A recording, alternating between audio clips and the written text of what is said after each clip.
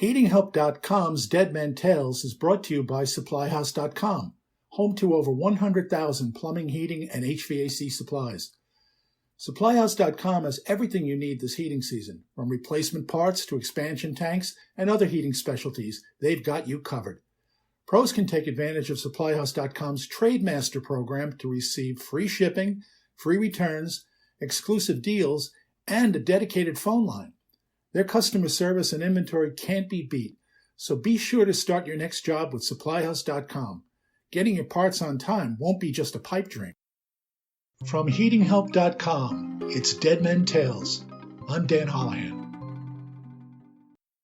In New York City's Central Park, there's a building across a walkway from the zoo that has been there longer than the park. It is the Arsenal.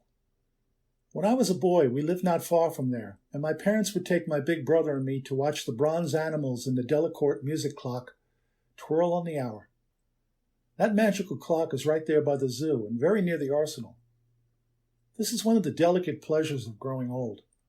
We could stand in a place and remember a sweet time that will never return. The day I visited the Arsenal as an old man, I listened to the clock and remembered before I went in. As a boy, the Arsenal was just a building to me, like all the other buildings in Manhattan. I didn't even realize it was old. It was just there. But now I see it as a place where I left a bit of myself one January day. And that makes it precious to me. The state of New York built the Arsenal between 1847 and 1851 and designed it to look like a castellated fortress because it was to be a place where they would store munitions. There wasn't much else around it. But then came the idea of a central park in Manhattan, a place where people could enjoy nature regardless of their social standing. So the city laid claim to the building, and in 1857 it became a police precinct. 12 years later, it became the temporary home of the Museum of Natural History, as the now iconic museum was rising on Central Park West.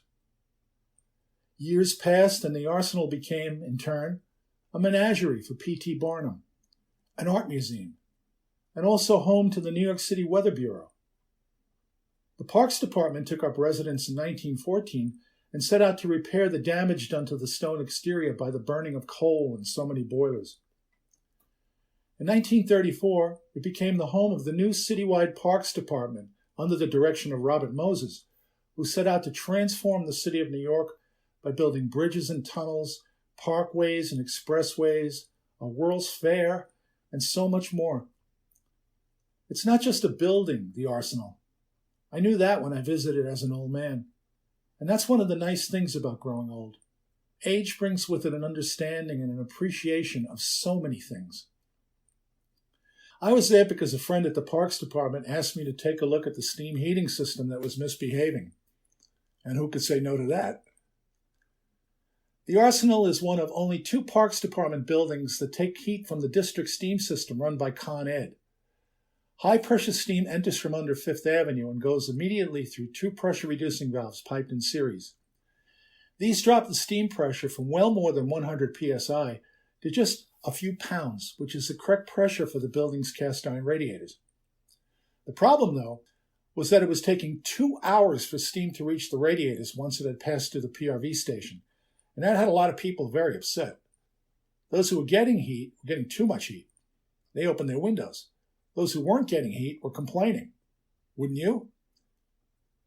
So we began at the PRV station with the simple question that is always worth asking when it comes to steam heat. If I were air, could I get out? And then we got nosy. We got a bright flashlight and a ladder and a couple of guys who work in the building every day, and we followed the pipes. We climbed and looked into the drop ceilings. We smiled and apologized as we disturbed people in their meetings. They watched as we shone the light, and we asked them if they were comfortable, if their radiators made noise, if they had any particular problems, and they gave us clues, and we paid close attention to what they had to say. Some of the radiators were mounted on the ceiling. That's not unusual with a system such as this one. Steam doesn't know up from down. It's a gas. It's just looking for a way out. It's looking for an air vent. If a room's heat loss is, say, 10,000 BTUs, and the radiator can deliver 10,000 BTUs, It doesn't matter where in the room that radiator is. And that's why we'll often find steam radiators screwed to the ceiling. And that's nice because it gives the tenants more room for their furniture. And each of these radiators has a thermostatic radiator trap. The trap is nothing more than an automatic valve that is sensitive to temperature. Steam pushes the air down the pipes like a plunger. Steam and air have different densities, so they can't mix. The air goes through the radiator and through the steam trap and then into the condensate return pipe. The trap closes on temperature, the steam gives up its latent heat to the radiator, and condensate forms. The trap opens, and the pressure differential across the trap moves the condensate into the return line. The whole process is a study in simplicity. So why was it taking 2 hours for the steam to reach the radiators? As we were walking, we kept asking that important question: if I were air, could I get out? We got to the end of each steam main, and we saw a large floating thermostatic trap. That was as it should be, because the return lines from the radiators are right next to the steam mains. Without the end of main traps, steam would cross over into the return lines, and that would put pressure on both the supply and return pipes. The system would stop working because air would be trapped inside the radiators. It's all about pressure differential. Where there is no difference in pressure, there can be no movement of fluids or gases. It's that simple. We walked on, shining the light and following the condensate return lines. We got to the ends of those lines, and we saw more floating thermostatic traps. They're not supposed to be here, I said. But they've always been here, one of the men who works there every day said. But there are steam traps on the radiators and F&T traps at the ends of the steam mains, I said. That's as it should be, and that is enough. That's all you need. There's no steam pressure beyond those points because the traps are working. I don't get it, he said.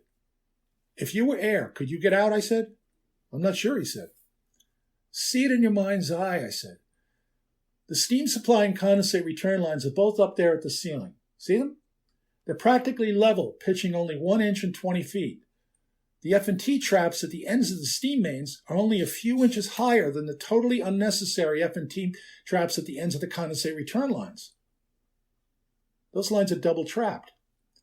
See, there's no steam pressure beyond the end of steam main traps, so there's no difference in pressure to move the condensate through those unnecessary traps at the ends of the condensate return lines. They'll stay closed.